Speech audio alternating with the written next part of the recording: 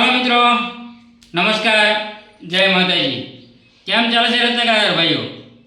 મિત્રો, આજે આપણે વાત કરશું, આપણે આગળનો વિડીયો બનાવ્યો હતો કે સાયતમ પછીનો કેવો સમય રહેશે, તો એની અંદર ઘણી બધી કોમેન્ટ આવી હતી એ કે સાયતમ પછીનો તમે કહો છો કે સમય કદાચ 5% સારો આવે તો પછી બધા એમ કહેતા કે તમે કયા હીરા બનાવો છો, તો આજે તમને વાત કરશું।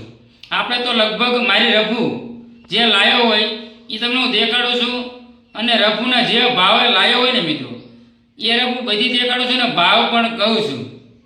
આજે તમને એ જ વાત કરવાની છે। હું એક ગોળીની રફ લાવ્યો છું, આપણે ગોળીનો પણ વિડીયો બનાવ્યો હતો, એક ભાઈ સાથે આપણે વાત કરી હતી, પણ આજે આપણે બનાવવા લાવ્યા છીએ। હવે એની તમને કેવી રીતના હીરા પડે છે, કેવા હીરા છે તમને દેખાડીશ પણ, અને સિંગલ કટની અંદર કેટલા માલ પડે આજે સંપૂર્ણ આપણે વાત કરશું, તો કન્ટિન્યુ તમે વિડીયોની અંદર બન્યા રહેજો।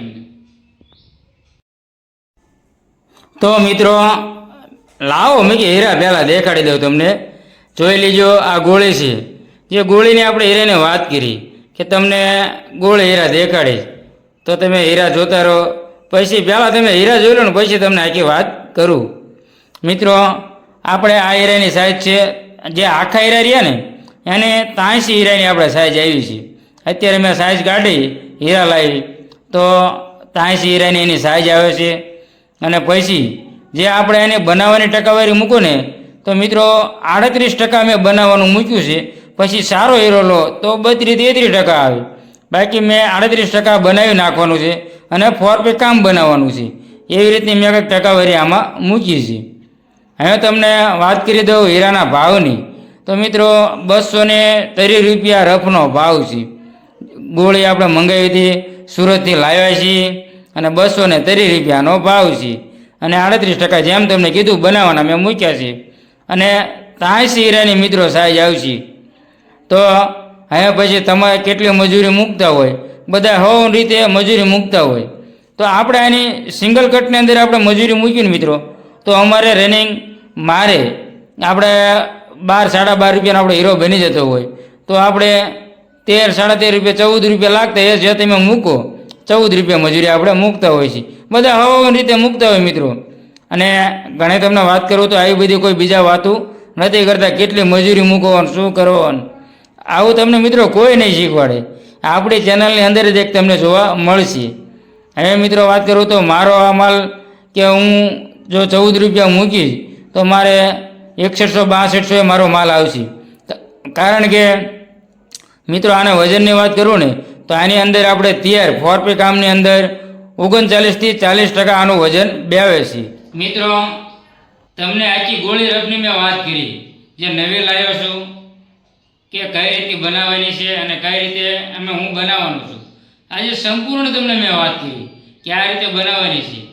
અને અત્યારે માર્કેટ અંદર ટકી રહેવું હોય તો આવી બધી થોડીક મહેનત કરવી પડે, તો જ આપણે કદાચ જીત થાય। તો મિત્રો મંદિરનો માહોલ હજુ છે, હજુ મિત્રો ખાસ તમને આજે વાત કરી દઉં, હું તમને કહેતો ને કે માર્કેટની વાત કરતા રહીશું। મિત્રો બોટાદ માર્કેટ અંદર ગયો ને સોમવારે તો કોઈ માણસો જ નહોતા આવ્યા, વ્યાપારી હીરા લેવાવાળા વેપારી આવ્યા નહોતા હજુ। તમને એમ લાગતું હશે કે કદાચ આપણે જેમ કીધું કે સુધારો થશે, પણ હજુ વેપારી લેવા નથી આવતા, તૈયાર માલ લેવા વેપારી આવતા નથી। ખાસ ધ્યાન રાખજો, આપણે તો મારો ચા કારખાનું આપણે ચાલુ કર્યું હોય એટલે આવી ધ્યાન રાખીએ અને આપણે બનાવીએ છીએ।